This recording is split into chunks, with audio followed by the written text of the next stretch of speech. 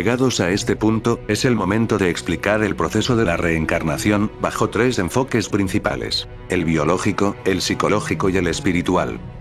Antes de abordar cada uno de estos apartados, debemos recordar que en todo proceso de reencarnación, es necesario tener en cuenta la planificación previa, de la que hablamos en el vídeo del mes pasado, y las condiciones en que se efectuará la reencarnación, conforme explicamos en el vídeo anterior. Teniendo en cuenta estos dos aspectos, pasemos a analizar en primer lugar el proceso biológico, que viene caracterizado por 2 fases claramente diferenciadas. La primera la denominaremos como de aproximación y ligazón, y la segunda, concepción y desarrollo. Cuando el alma humana ha de reencarnar, conforme ya explicamos en el vídeo anterior, se prepara durante un tiempo en el plano espiritual, diseñando los objetivos de lo que será su nueva experiencia en la carne. Esa planificación tiene en cuenta no solo lo que atañe a los padres, familiares, lugar de nacimiento, condiciones socioeconómicas, psicológicas, etc., sino las relaciones, deudas y compromisos pendientes con los espíritus que serán sus allegados. Esa programación es efectuada por entidades superiores, que ayudan para que se pueda llevar a cabo, cuando el espíritu reencarnante no tiene libre albedrío, por su escasa moralidad, maldad, o primitivismo. Cuando ya se tiene una mediana concepción moral, el espíritu puede ser consciente de su nueva planificación, e incluso sugerir o colaborar en la misma. Llegado el momento, el espíritu es acercado a los que serán sus nuevos padres, muchas veces previo compromiso en el plano espiritual por parte de los intervinientes, y de forma paulatina, se va produciendo la aproximación al centro de fuerza, chakra, de la madre, a fin de imantar las energías periespirituales del reencarnante y de la gestante. Esta imantación puede durar un tiempo indeterminado, hasta que el proceso queda completado, por la inminencia de la fecundación pendiente. Cuando está próxima la hora planificada de la fecundación, de manera automática, el óvulo materno comienza a ser magnetizado por las energías del periespíritu del reencarnante, a fin de producir un acoplamiento hasta la llegada del espermatozoide, que completará la fecundación, y con ello la concepción.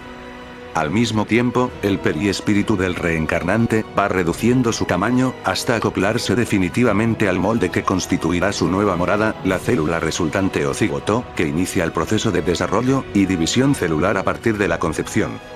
En esa reducción de tamaño, que a veces dura mucho tiempo, el espíritu va perdiendo la consciencia de quién fue, olvidando su pasado de forma temporal, puesto que su inconsciente tiene perfectamente archivadas sus experiencias milenarias.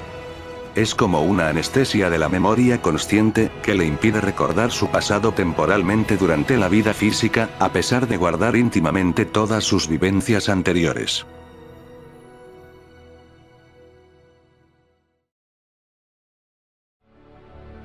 Pasado un tiempo de la comunión sexual, el espermatozoide es atraído hasta el óvulo magnetizado por el periespíritu del reencarnante. Y aquí se produce un hecho notable. Por sintonía vibratoria del periespíritu del reencarnante que ha magnetizado el óvulo materno, este último atrae al espermatozoide más adecuado para fecundarlo, ya que es la célula más afín existente entre los millones de espermatozoides que rodean al óvulo. Entonces, los 2 gametos, óvulo y espermatozoide, completan la concepción. Así, la base genética y de desarrollo embrionario, serán los adecuados para el desenvolvimiento del niño, conforme a la planificación del cuerpo físico que deberá tener, ya que las características psicológicas y espirituales, le vienen dadas por su propia individualidad, que el alma transfiere a través del periespíritu. De esta forma tiene todo el sentido la frase en la cual Orígenes, ya afirmaba que no existe la injusticia, sino que cada alma recibe el cuerpo que necesita según sus merecimientos y acciones anteriores. ¿Cuándo y dónde fueron efectuadas esas acciones, si el alma es creada con el cuerpo como afirman algunas religiones? Sin duda, Orígenes se refiere a las experiencias del alma en vidas anteriores y a la preexistencia de la misma antes de tomar un cuerpo físico. El término concepción es sinónimo de reencarnación. Hasta que la primera no se produce, no podemos hablar específicamente de reencarnación propiamente dicha.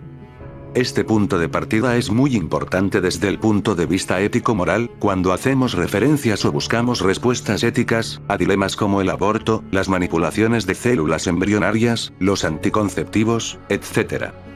Teniendo en cuenta este punto de partida, debemos saber que todo aquello que interrumpa una reencarnación a propósito, después de la concepción, es un atentado contra la vida humana. mientras que lo que acontece previamente a ella no tiene la misma repercusión a nivel moral. La concepción actúa como un electroimán, con una fuerza magnética irresistible. Dr. J. L. Bowley. Por consiguiente, en el momento de la concepción, son liberadas una serie de energías electromagnéticas formidables, así como una serie de sustancias bioquímicas, que darán lugar a lo que se conoce como el pequeño Big Bang de la vida. Es un momento extraordinario donde la fuerza de la vida se abre paso por la predominancia del espíritu sobre la materia. Hoy ya sabemos que la mente sobrepuja a la materia, de tal forma que esta última, entendida bajo aspectos de física, no es más que energía condensada. Los átomos, las moléculas y las subpartículas que los forman, no tienen consistencia física. Nuestras células, formadas por átomos, en última instancia, no son más que energía que forman parte de un subsistema mayor que, en el caso del ser humano, se denomina espíritu y que en el proceso de reencarnación se vale de un cuerpo intermedio a su servicio llamado periespíritu. Este último es la matriz, el molde, donde la forma física que constituye la célula, que forman el óvulo y el espermatozoide fecundados, van a efectuar un desarrollo sustentado y organizado, no solo por las leyes biológicas de la recapitulación embrionaria, sino fundamentalmente por las imantaciones electromagnéticas, que desde el primer momento el periespíritu del reencarnante, impregnará en el ADN celular. Así pues, todo el desarrollo fetal vendrá condicionado por las energías de esa matriz, o modelo organizador biológico, que tendrá como resultado la forma, las herencias genéticas que deberán expresarse y las que no, las condiciones favorables o desfavorables que la ley de causa y efecto impone a fin de reeducar el alma, etc. Todo ello conforme a la planificación que el espíritu del reencarnante trae a la Tierra.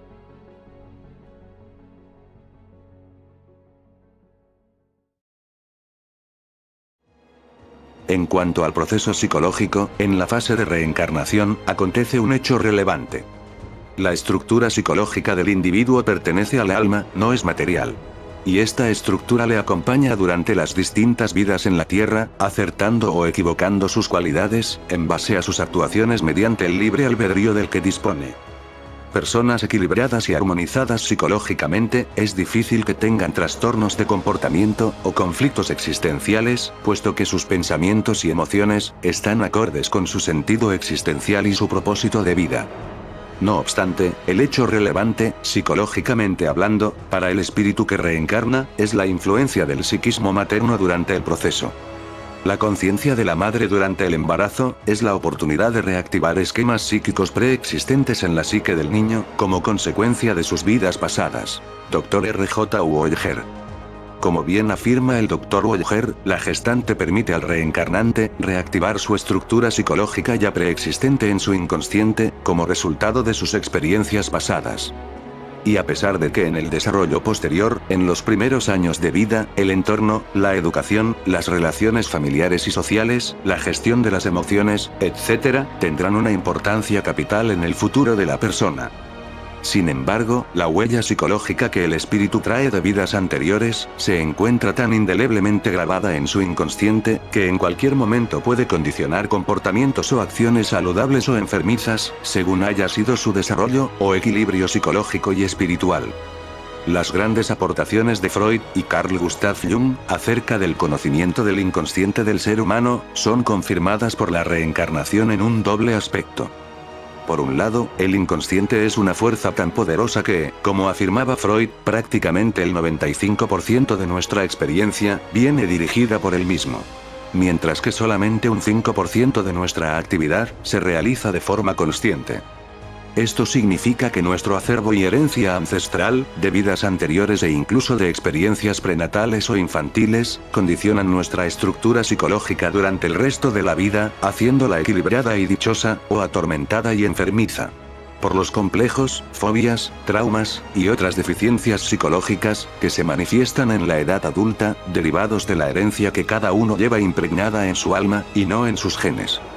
Por otra parte, el padre de la psicología analítica, Carl Gustav Jung, al proponer como arquetipos primordiales el inconsciente individual y el colectivo, no hacía más que poner de manifiesto la importancia de nuestra herencia psicológica individual y social, en el comportamiento enfermizo, o saludable de la psicología humana. Las vidas múltiples, son parte de la evolución del psiquismo humano. Carl G. Jung.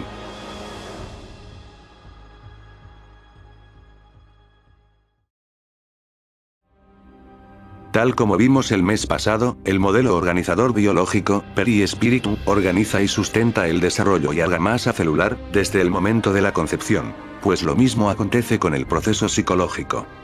El perispíritu trae en sus alforjas las huellas de nuestro pasado psicológico, a saber, traumas, fobias, complejos, disfunciones, emociones perturbadoras potentísimas. Por ejemplo, una muerte violenta, etc.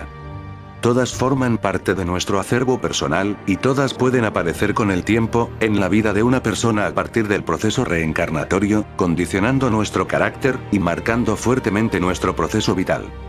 Precisamente, cada nueva vida supone una oportunidad extraordinaria para reeducarnos, superar los traumas del pasado, corregir y liberarnos de cargas malsanas.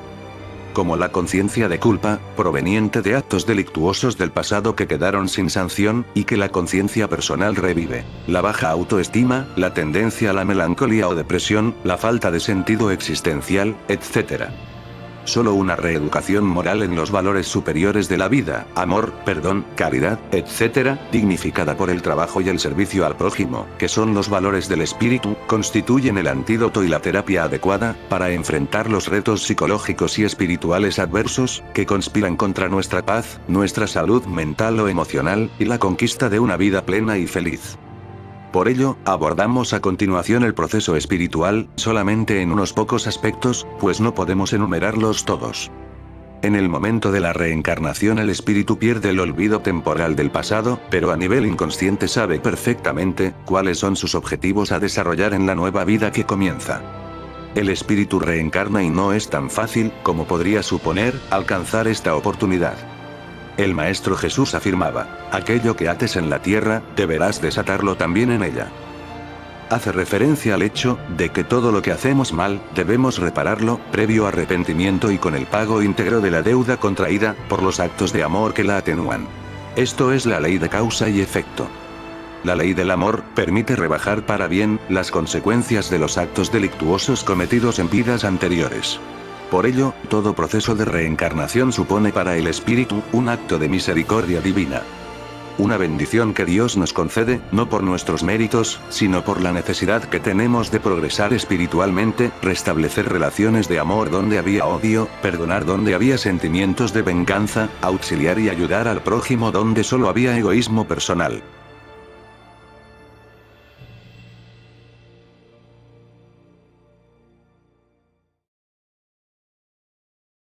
Estas son las premisas a conquistar para el alma cuando se produce la reencarnación. Todos arrastramos cargas del pasado, y una nueva vida es una oportunidad para liberarnos de esa carga. Por ello, sabedor de nuestra necesidad evolutiva, y nuestra inferioridad moral, Dios coloca a nuestro lado un recurso extraordinario desde el mismo momento, en que iniciamos el proceso reencarnatorio. Este recurso está lleno de amor hacia nosotros, y es un amigo, un espíritu protector o familiar que nos acompañará desde la concepción hasta la desencarnación. La ayuda está garantizada incluso antes del proceso reencarnatorio, pues con mucha frecuencia, el guía que nos acompañará durante la vida física, no es la primera vez que nos ayuda, siendo así que nos conoce mejor que nosotros mismos. Y participa, y colabora en esa preparación preencarnatoria, de la que ya hablamos en vídeos anteriores, donde todo se planifica con vistas al mejor de los éxitos, en la nueva experiencia humana que hemos de afrontar. El proceso espiritual de reencarnación, obedece al impulso, que la ley del progreso y evolución creada por Dios, otorga a toda su creación, y a la vida. Pues nada en el universo se detiene, todo está en continuo movimiento y transformación.